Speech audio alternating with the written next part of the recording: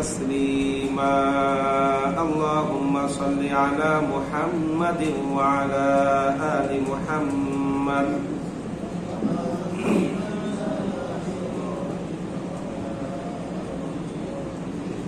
إنك حميد مجيد اللهم بارك على محمد وعلى آل محمد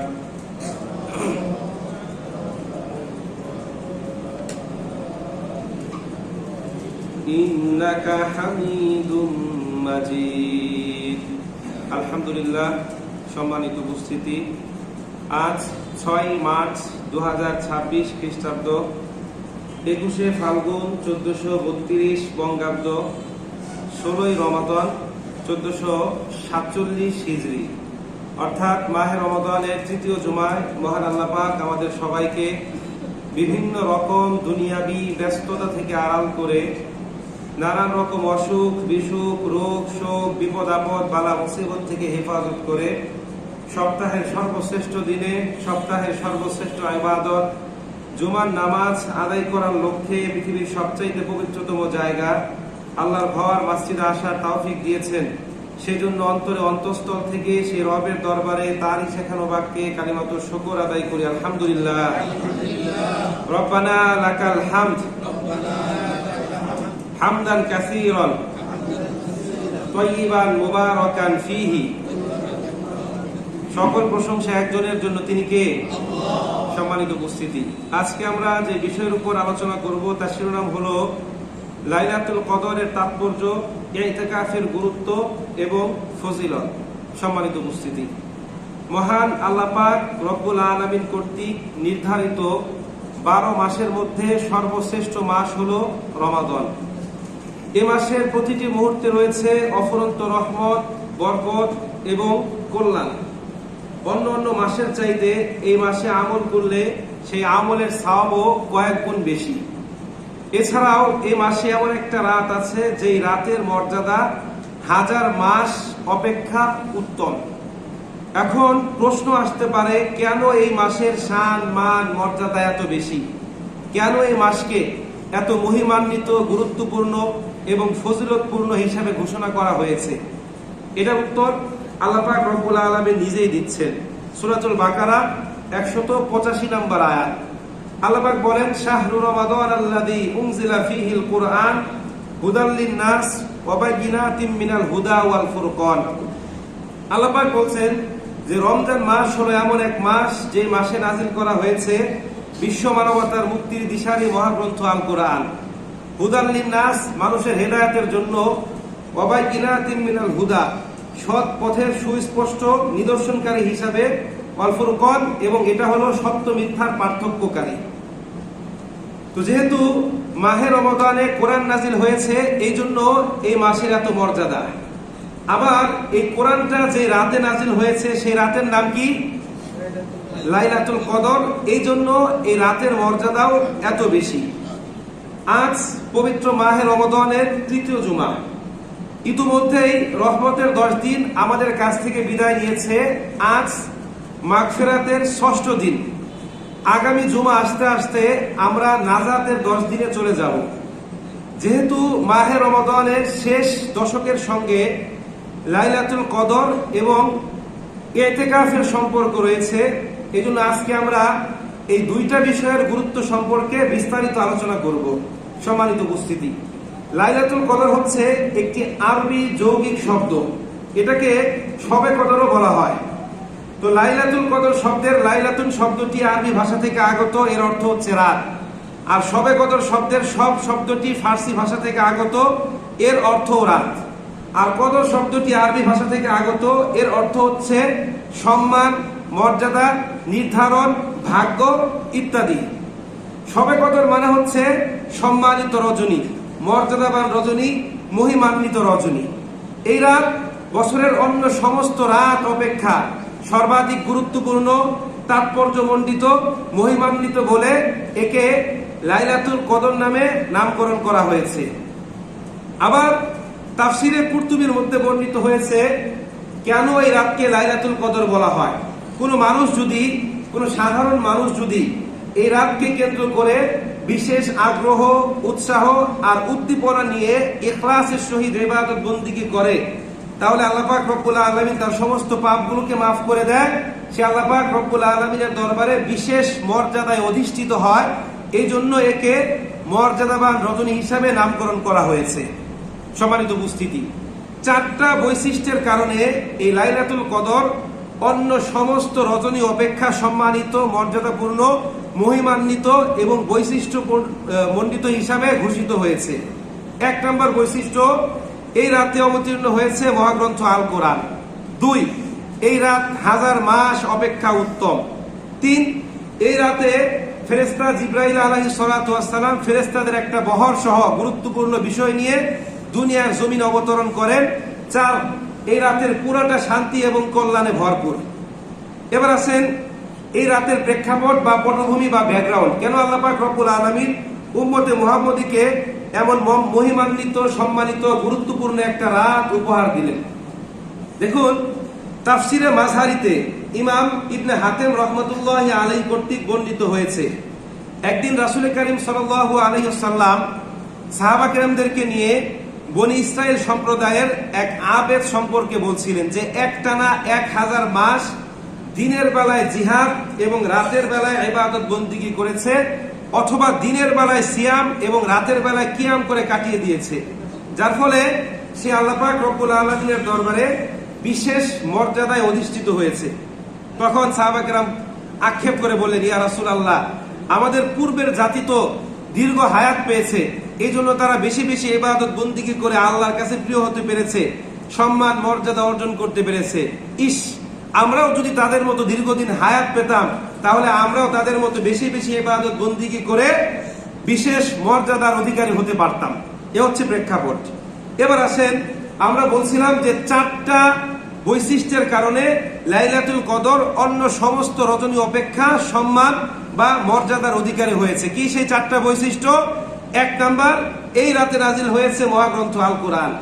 আল্লাহ পাক সূরাতুল কদরের 1 নম্বর আয়াতের মধ্যে বলছেন, ইন্না আনজালনাহু ফি লাইলাতুল কদর, নিশ্চয়ই আমি এটাকে লাইলাতুল কদর রজনীতে অবতীর্ণ করেছি। এখানে হা প্রোনাউন বা জমির, আরবি ভাষায় বলা হয় জমির, ইংরেজিতে বলা হয় প্রোনাউন। এটা ইন্ডিকেট করছে কাকে? কোরআনকে।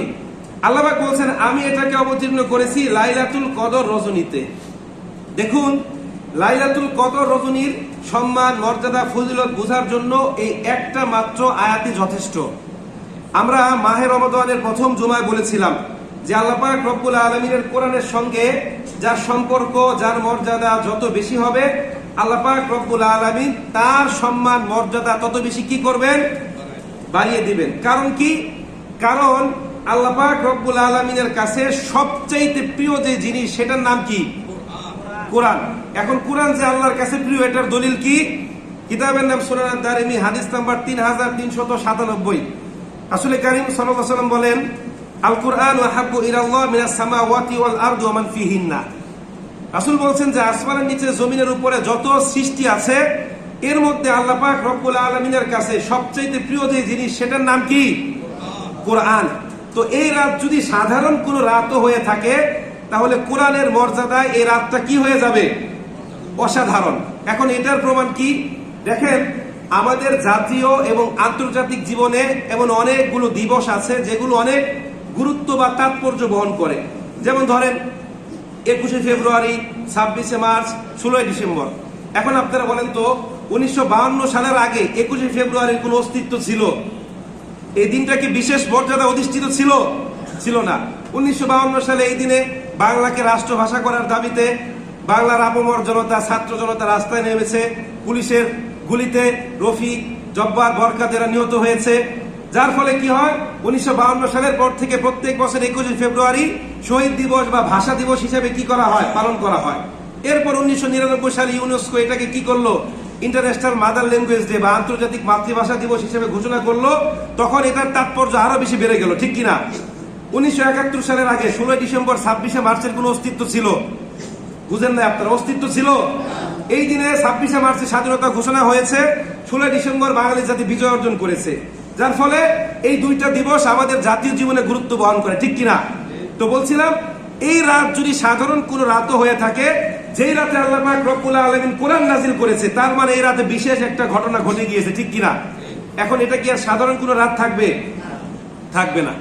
এবার আসেন যে আমি বলেছিলাম যে আল্লাহ পাক রব্বুল আলামিনের কোরআনের সঙ্গে যার সম্পর্ক যত বেশি হবে, তার মর্যাদা আল্লাহ পাক তত বেশি বাড়িয়ে দিবেন। এটার একটা প্রমাণ কি? ধরেন আপনি 10,000 টাকা দিয়ে মার্কেট থেকে একটা ড্রেস কিনলেন, আপনার হাত থেকে এটা পড়ে গেল বালিতে, আপনি কি করেন? এটাকে উঠিয়ে ঝাড়া দিয়ে হয় পরিধান করেন, নয়তো আলমিরাতে রেখে দেন, ঠিক কিনা? আপনার 2 লাখ টাকা দামের একটা খাট, ভোর রাতে সাহারি খাওয়ার জন্য উঠেছেন, অন্ধকারের মধ্যে খাটের এক কোণে আপনার লাথি লেগেছে, পায়ের মধ্যে ব্যথা পেয়েছেন, ওই সময় মনে চাই যে খাটের মধ্যে আরেকটা লাথি মারি, ঠিক কিনা? কারণ আমি পায়ে ব্যথা পেয়েছি। কিন্তু দেখেন আপনার 20 টাকা গজের পুরাতন কাপড় দিয়ে তৈরি কোরআনের একটা কভার যদি আমাদের কারো হাত থেকে পায়ে পড়ে যায়, আমরা ওইটাকে কি করি বলেন তো? কেন? কারণ সেটা কোরআনের স্পর্শ পেয়েছে।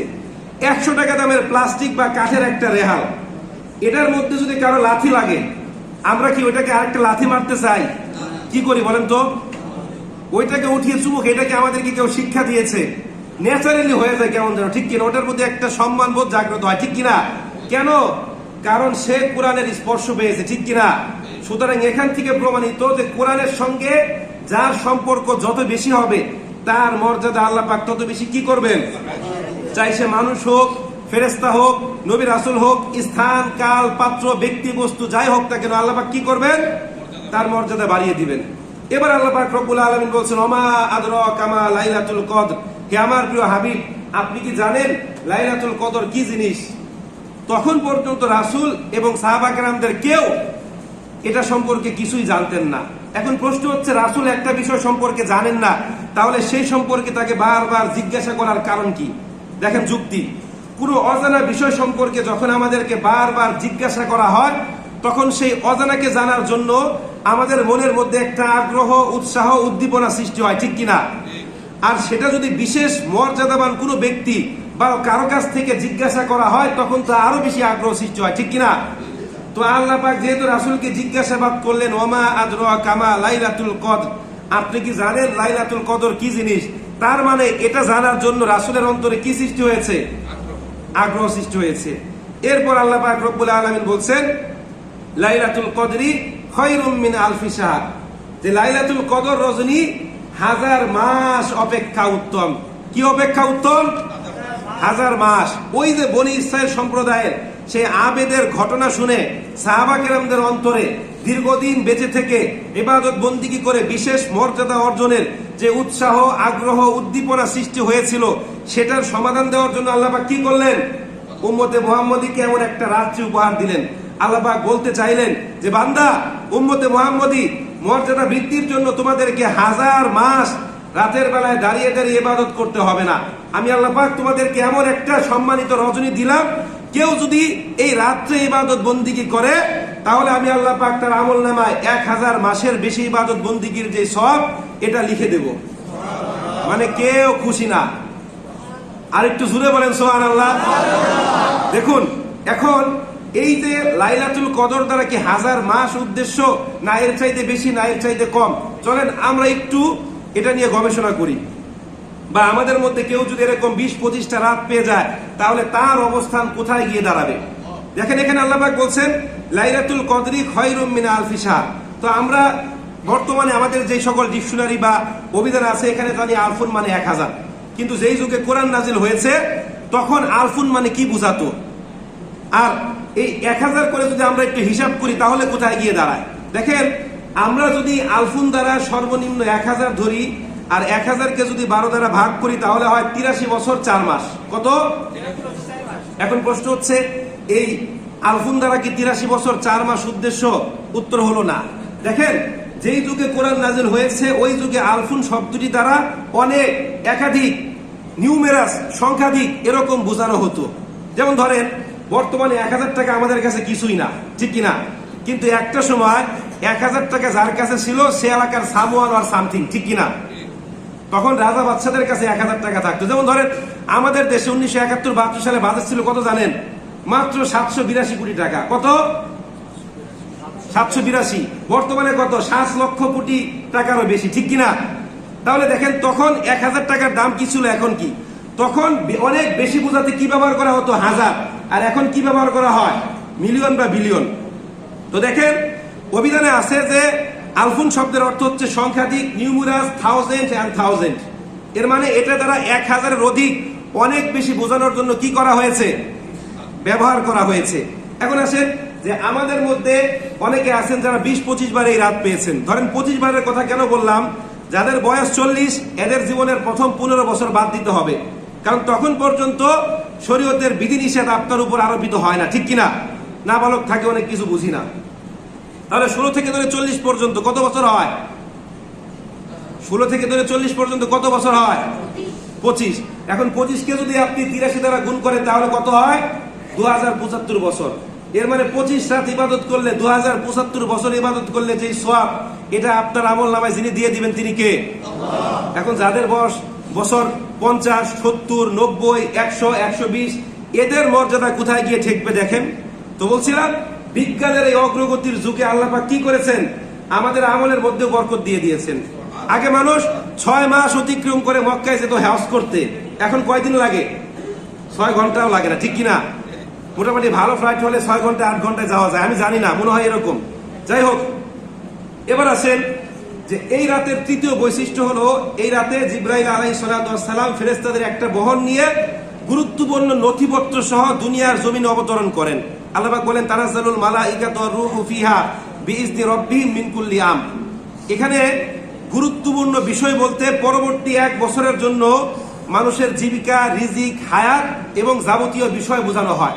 এগুলো তো আল্লাহর কাছে আগে থেকে লিপিবদ্ধ, কিন্তু এই রাতে 1 বছরের জন্য ফেরেশতাদের কাছে কি করা হয়? হস্তান্তর করা হয়।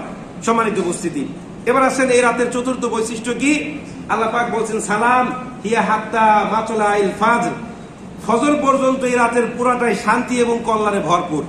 আপনি দেখবেন অন্য অন্য সময় আপনি 2 রাকাত নামাজ পড়লেন, আপনার মধ্যে একটা ক্লান্তি ভাব চলে আসে, খারাপ লাগে, আর পড়তে মনে চায় না। কিন্তু এই রাতে আপনি যত বেশি ইবাদত বন্দেগী করবেন, আপনার তত বেশি ইবাদত করতে মনে চাইবে। আপনি 2 রাকাত পড়েছেন, মনে চাইবে আরো 2 রাকাত পড়ি। আপনি 2 পৃষ্ঠা কোরআন পড়েছেন, মনে চাইবে আরেকটু পড়ি। মানে এই রাতে মানুষ আমল করে, ইবাদত করে মজা পাবে, কমফোর্টেবল ফিল করবে। এবার আসেন এই যে এতক্ষণ খ্যাস খ্যাস করলাম একটা গুরুত্বপূর্ণ রাত্রির কথা বলে, এটা আসলে কবে বলেন তো? হ্যাঁ, খেলাটা এখানে, এটা কবে? 21, 23, 25, 27, 29। হ্যাঁ, শুধুমাত্র এগুলোর মধ্যে সীমাবদ্ধ নাকি? এবার আসেন আমরা দেখি কিতাবে সহিহ বুখারী হাদিস নাম্বার 2017। মনে রাখবেন, হাদিসের বর্ণনাকারী আম্মা জানা আয়েশা রাদিয়াল্লাহু তাআলা তিনি বলেন ক্বালা রাসূলুল্লাহ সাল্লাল্লাহু আলাইহি ওয়াসাল্লাম তাহাররু লাইলাতুল কদরি ফিল বিত্রি মিনাল আশরিল আওয়াখিরি মিন রমাদান। রাসূল বলেন তোমরা রমজান মাসের শেষ দশকের প্রত্যেক বিজোড় রাত্রিতে লাইলাতুল কদর তালাশ করো। তার মানে একটা দলিল আমরা পেয়ে গেলাম, ঠিক কিনা? কবে কবে? 21, 23, 25, 27, 29। দলিল কি? রাসূলের হাদিস। এবার আসেন দ্বিতীয় হাদিসের মধ্যে রাসূল বলছেন মাহে রমাদানের শেষ 7 রাতের প্রত্যেক রাতে। এখানে জোর বিজোর ডাজেন্ট ম্যাটার, মানে শেষ 7 রাতের, বুঝে নাই? শেষ 7 রাতের, আমার সাথে সাথে বলবেন, শেষ 7 রাতের। দলিল কি? সহিহ বুখারী 2015 নম্বর হাদিস। দলিল কি? দলিল কি? সহিহ বুখারী 2015 নম্বর হাদিস। দেখেন আব্দুল্লাহ ইবনে ওমর রাদিয়াল্লাহু তাআলা আনহু তিনি বলেন যে রাসূলের কতিপয় সাহাবীকে শব্দের মাধ্যমে জানানো হলো লাইলাতুল কদর কবে। তখন তারা এই ব্যাপারে রাসূলকে অবগত করলেন। রাসূল বললেন যে আমি দেখছি শেষ 7 রাতের ব্যাপারে, শেষ, নট ইভেন, নট ওড, জোর বিজোর কোনো কিছু বলা নাই, শেষ 7 রাত। শেষ 7 রাতের ব্যাপারে তোমাদের প্রত্যেকের স্বপ্ন একই রকম। এর মানে শেষ 7 রাতের প্রত্যেক রাতে কি হতে পারে? যে কোনো রাতে কি হতে পারে? লাইলাতুল কদর। 3 নাম্বার, শেষ 4টি রাতের, শেষ 4টি বিজোর রাতের প্রত্যেক রাত্রিতে। দলিল কি? সূরা তিরমিজি 794 নাম্বার হাদিস।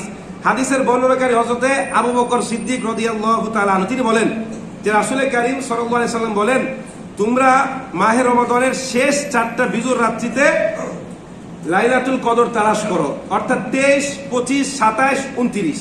এখন আসেন যে একই মুখ দিয়ে রাসূল কারীম সাল্লাল্লাহু আলাইহি সাল্লাম কেন এতগুলো রাত্রের কথা বললেন? এর পিছনে তো পুরো একটা কারণ থাকতে পারে, ঠিক কিনা? কারণটা আমরা খুঁজে বের করি। কারণ হচ্ছে সহিহ বুখারীর 2023 নম্বর হাদিসে আছে। হাদিসের বর্ণনাকারী হযরত উসামা বিন উবাদা বিন সামিত রাদিয়াল্লাহু তাআলা আনহু তিনি বলছেন, খরাজান নবী সাল্লাল্লাহু আলাইহি ওয়াসাল্লাম লিউখবিরানা বিলাইলাতিল কদরি ফাতালাহাই রাজুলাম মিনাল মুসলিমিনা ফাকালা রাসূলুল্লাহ সাল্লাল্লাহু আলাইহি ওয়াসাল্লাম খরাজতু লিউখবিরাকুম বিলাইলাতিল কদরি ফাতালাহাই ফুলানুন ওয়া ফুলানুন ফারুফিয়াত আসা আইয়াকুনা খায়রুল লাকুম ফালতামিসুহা ফিত তাসিআতি ওয়াস সাবিআতি ওয়াল খামিসা আও কামা ক্বালা আলাইহিস সালাতু ওয়াস সালাম। উবাদা বিন সামিত রাদিয়াল্লাহু তাআলা আনহু বলেন যে একবার রাসূল ঘর থেকে বের হলেন আমাদেরকে কি যেন একটা বলার জন্য। তখন দুজন মুসলমান পরস্পরের সঙ্গে কি করছিল?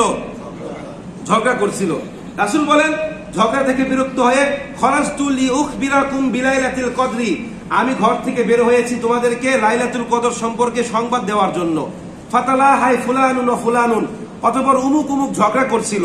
ফারুফিয়াত, যার ফলে আল্লাহ পাক রব্বুল আলামিন কর্তৃক আমাকে এটা ভুলিয়ে দেওয়া হয়েছে। কি করা হয়েছে? ভুলিয়ে দেওয়া হয়েছে। আসা আইয়াকুনা খায়রুল লাকুম, আমি আশা করছি এটাই তোমাদের জন্য কল্যাণকর হবে।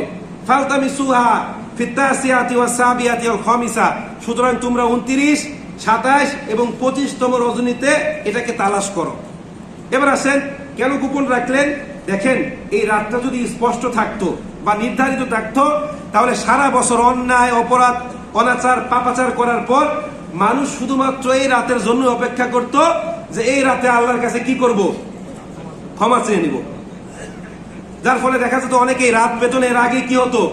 মারা যেত। দ্বিতীয় যুক্তি হচ্ছে, দেখেন আমরা বলেছি যে মাহে রমাদানের প্রত্যেকটা মুহূর্ত কি গুরুত্বপূর্ণ, প্রত্যেকটা মুহূর্ত কি গুরুত্বপূর্ণ। এখন এই রাত যদি আল্লাহ পাক নির্ধারণ করে দিতেন তাহলে মানুষ শুধু রমজান মাসের এই রাতটাতে কেন্দ্র করে ইবাদত বন্দেগী করতেন, ঠিক কিনা? আল্লাহ পাক গোপন রেখেছে কেন? যেন এই রাত অনুসন্ধান করতে গিয়ে আল্লাহর বান্দারা একটু বেশি বেশি কি করে? ইবাদত বন্দেগী করে। বুঝতে পেরেছেন? এবার আসেন যে এই রাতে আমরা কিভাবে ইবাদত বন্দেগী করব, কিভাবে আমল করব বলেন। হ্যাঁ, সবার আগে একটা কথা মনে রাখতে হবে যে quality is better than quantity, অর্থাৎ আপনার সংখ্যা বৃদ্ধির চাইতে বা আপনার পরিমাণ বৃদ্ধির চাইতে গুণগত মান বৃদ্ধি করা ভালো। আপনি 100 রাকাত নামাজ পড়লেন, নামাজের মধ্যে খুশু নাই, মনোযোগ নাই, সূরা কেরাত শুদ্ধ না, এতে কোনো লাভ হবে? কিন্তু আপনি মনোযোগ সহকারে সুন্দর করে 10 রাকাত পড়েন, এটাই আপনার কি কাজে আসবে, ঠিক কিনা? আপনি শুধু মোরগের মতন কি করলেন? ধান খেলেন, লাভ হলো কোনো? আমি দেখেছি এরকম ভাবে অনেক মানুষ নামাজ পড়ে, সেজদা থেকে সোজা হয়ে না বসে আবার সেজদা মেরে দেয়, তখন একটু হাসি পায়। সম্মানিত উপস্থিত, আমরা কি করব? মনোযোগ সহকারে 20 রাকাত পারি, 30 রাকাত পারি, এটাই পড়ার চেষ্টা করবো। 100 রাকাত পড়ার দরকার নাই। এবার আসেন এ রাতের বিশেষ একটা আমল। কিতাবে সুনান তিরমিজি হাদিস নাম্বার 3513, হাদিসের বর্ণনাকারী আম্মা আয়েশা রাদিয়াল্লাহু তাআলা আনহা তিনি বলছেন, ইয়া রাসূলুল্লাহ, আমি যদি লাইলাতুল কদর পাই তাহলে এই রাতে কোন কাজটা বেশি বেশি করব? তখন রাসূল বললেন যে তুমি এই দোয়াটা বেশি বেশি পড়বে, আল্লাহুম্মা ইন্নাকা আফুউন তুহিব্বুল আফওয়া ফাআফু আন্নি। সবাই পড়েন আল্লাহুম্মা ইন্নাকা আফুউন তুহিব্বুল আফওয়া ফাআফু আন্নি। এটা আমরা ইউটিউবে, ফেসবুকে, গুগলে সব জায়গায় পেয়ে যাবেন, আপনারা এটা সার্চ দিয়ে মুখস্থ করে নেবেন। এবার আসেন যে আমাদের রোল মডেল, মানবতার সর্বোচ্চ শিক্ষক বিশ্বনবী সাল্লাল্লাহু আলাইহি সাল্লাম তিনি কিভাবে এই রাতে ইবাদত বন্দেগী করতেন। দেখেন হাদিসের কিতাবগুলোতে বর্ণিত হয়েছে যে রাসূল কারীম সাল্লাল্লাহু আলাইহি সাল্লাম মাহে রমাদানের শেষ দশকে যেই পরিমাণ এফোর্ট দিতেন, পরিশ্রম করতেন, অন্য কখনো তিনি এত পরিমাণ পরিশ্রম করতেন না। দলিল কি? সহিহ মুসলিম 1175 নম্বর হাদিস। আম্মা আয়েশা রাদিয়াল্লাহু তাআলা আনহা বলেন, কানা রাসূলুল্লাহ সাল্লাল্লাহু আলাইহি সাল্লাম ইয়াজতাহিদু ফিল আশরিল আওয়াখির মা লা ইয়াজতাহিদু ফিহি।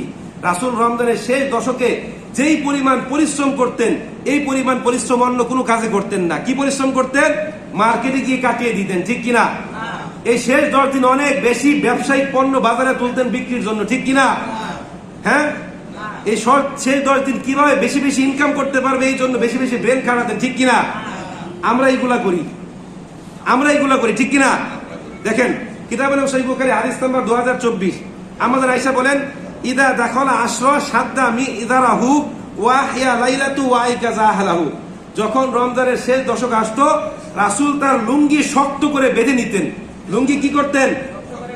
শক্ত করে বেঁধে নিতেন। তিনি রাত্রি জাগতেন এবং তার পরিবার পরিজনদেরকে রাত্রি জাগার জন্য কি করতেন? আদেশ করতেন। এখন তিনি রাত্রি জেগে কি করতেন? ইবাদত বন্দেগী করতেন। সম্মানিত উপস্থিতি, এবার আসেন কেন রাসূল এই রাতকে এত বেশি গুরুত্ব দিতেন এটা জানবো আমরা সহিহ বুখারী 1902 নম্বর হাদিস থেকে।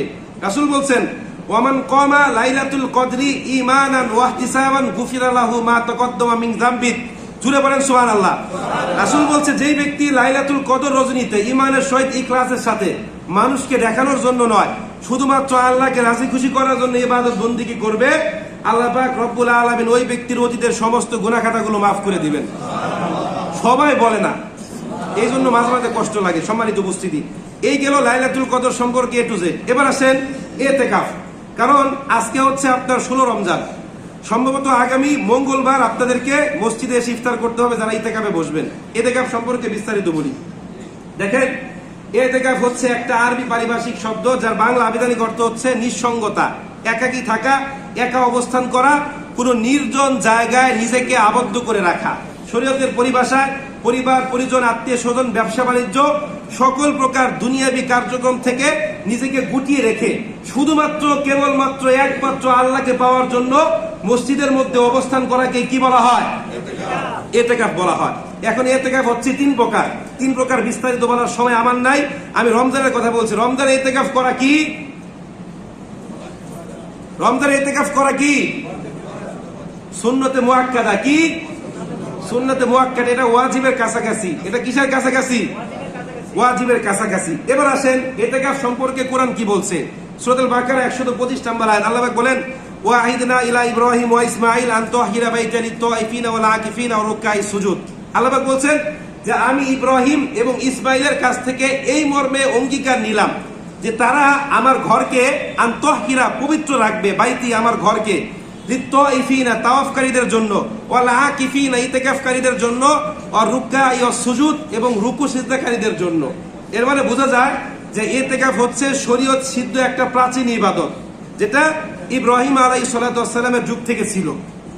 এবার আসেন যে রাসূল কারীম সাল্লাল্লাহু আলাইহি সাল্লাম কি করতেন। কিতাবে সহিহ বুখারী হাদিস নাম্বার 2044, হাদিসের বর্ণনাকারী হযরত আবু হুরায়রা রাদিয়াল্লাহু তাআলা আনহু তিনি বলছেন যে রাসূল প্রত্যেক বছর রমজান মাসে কি করতেন? ইতিকাফ করতেন। ফালাম্মা কদ আমান, যে বছর তিনি মৃত্যুবরণ করবেন ওই বছর তিনি কয়দিন ইতিকাফ করেছিলেন? 20 দিন। কয়দিন ইতিকাফ করেছিলেন? 20 দিন। রাসূলের চিরাচরিত একটা অভ্যাস ছিল যে রমজান মাসে তিনি কি করতেন? মসজিদে ইতিকাফ করতেন। দেখেন, হযরত আবু সাঈদ খুদরী রাদিয়াল্লাহু তাআলা আনহু বর্ণিত সহিহ বুখারী 2018 নম্বর হাদিস, তিনি বলেন একবার রাসূল কারীম সাল্লাল্লাহু আলাইহি ওয়াসাল্লাম মাহে রমজানের প্রথম 10 দিন মসজিদে ইতিকাফ করলেন। এরপর তিনি তার তাবু গুটিয়ে বাড়িতে চলে গেলেন। তখন তাকে জানানো হলো যে লাইলাতুল কদর রমজান মাসের শেষ দশকে। এর মানে বোঝা যায় রাসূল ইতিকাফ করতেন কেন? মানে বুঝেন নাই মনে হয় কেউ। রাসূল ইতিকাফ করতেন কেন? লাইলাতুল কদর তালাশ করার জন্য। যার ফলে তিনি কি করলেন? আবার তাবু নিয়ে মসজিদে নববীতে ফিরে আসলেন, তিনি শেষ দশকে ইতিকাফ করলেন। এর মানে বোঝা যায় যে ইতিকাফের প্রকৃত উদ্দেশ্য হচ্ছে কি করা? লাইলাতুল কদর তালাশ করা। সম্মানিত উপস্থিতি, এর মানে যারা ইতিকাফে বসলো এরা লাইলাতুল কদর কি পেয়ে গেল। যে ব্যক্তি মসজিদে বসে সে পাপাচার থেকে মুক্ত, মসজিদে আছে মানে কি করছে? সে আমলের মধ্যে আছে, ঠিক কিনা? সম্মানিত উপস্থিতি, এবার আসেন যে আমরা ইতিকাফ করব কি করব না। কোন মসজিদে যদি একজন ব্যক্তিও ইতিকাফ না করে তাহলে ওই এলাকার সবাই কি হবে? গুনার ভাগীদার হবে। আর যদি একজন করে তাহলে সবার পক্ষ থেকে কি হবে? আদায় হয়ে যাবে। এবার আসেন যে ইতিকাফ করতে রাজি আছেন কে কে? হাত তুলেন তো দেখি। এই বছর ইতিকাফ করতে চান কে কে? হাত উঠান। মানে এই বছর করতে পারবেন না, অনেক ব্যস্ততা আছে, অফিসে চাকরি আছে, নয়তো ব্যবসা আছে, ঠিক কিনা? পারিবারিক চাপ আছে, হুজুর পারিবারিক পেশা, হুজুর আমার এত কাজ সম্ভব না, ঠিক কিনা? হ্যাঁ, আগামী বছর বাঁচবেন কে কে? একজন আল্লাহর বান্দা দেখতে চাই, দৃঢ়তার সাথে বলবেন তাকে আমার আগামী 1 বছরের বেতন দিয়ে দিব ইনশাল্লাহ। আগামী বছর পর্যন্ত বাঁচবেন কে কে? হ্যাঁ, দেখেন এত ব্যস্ততা আপনি কাকে দেখান? হুজুর আমার অমুক আছে, পরিবারের এমুক কাজ আছে, আমি ইতিকাফে বসলে আমার পরিবারে কামাই করে খাওয়াবে কে? আরে আপনি মরে গেলে আপনার পরিবারকে কে খাওয়াবে? মরে গেলে পরিবারকে কে খাওয়াবে? এখন যে মসজিদে ঢুকেছেন ভূমিকম্পে তো সবাই মাটির নিচে চলেও যেতে পারি, ঠিক কিনা? ইতিকাফ করতে চান না, মানে ভালো কাজ জানি কিন্তু আমি মানতে চাই না, ঠিক কিনা? হ্যাঁ, শুনেন, আমার হাসি পাচ্ছে একটু, মানে আপনাদেরকে একটা বিব্রতকর পরিস্থিতিতে ফেলে দিলাম। যাই হোক, সবাই অন্তরটাকে পরিবর্তন করেন। আগামীকাল বাঁচবেন কিনা এটাও বলতে পারবেন। আল্লাহ পাক বলছেন, ওমা তাদরি নাফসুম মাযা তাকসিবু গদা। দুনিয়ার কোনো প্রাণী বলতে পারবে না যে আগামীকাল সে বাঁচবে কিনা। সেই জন্য অন্তরকে পরিবর্তন করার চেষ্টা করে। আমি বলছি না যে সবাইকে ইতিকাফে বসতে হবে, বাট নিয়ত রাখেন যে না, জীবনে একবার হলেও ইতিকাফে বসার চেষ্টা করব। সবাই বলেন আমিন। আর একটু জোরে বলেন আমিন। সম্মানিত উপস্থিতি, এবার আমাদের মসজিদ কমিটির সম্মানিত সদস্য জনাব জাফরুল্লাহ সাহেব আপনাদের সামনে কিছু বলবে, আমরা একটু মনোযোগ সহকারে শোনার চেষ্টা করি।